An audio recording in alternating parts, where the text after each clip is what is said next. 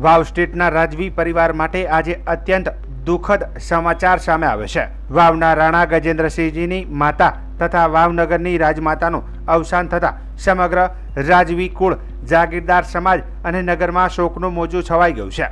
રાજમાતાનું અવસાન રાજાશાહી વારસાનો એક યુગના અંતની અનુભૂતિ કરાવી રહ્યું છે। તેઓ માત્ર રાજવી કુટુંબના મહાન આત્મા નહોતા, પરંતુ અનેક લોકો માટે આદર્શ અને આશ્રયસ્થાન પણ હતા। બપોરે 12 વાગે તેમના નિવાસ સ્થાન રાજગઢીમાંથી પાલકી યાત્રા નીકળી હતી।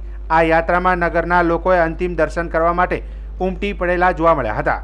લોકોના આંખોમાંથી અશ્રુ હતા અને આખું વાતાવરણ શોકમય બન્યું હતું। વિશેષ વાત એ છે કે રાજમાતાએ તે સમયમાં રાજાશાહી શાસન હેઠળ આવેલા 565 રજવાડા પૈકીના એક મોટા રાજવી ઘરના ગૌરવપાત્ર સભ્ય હતા।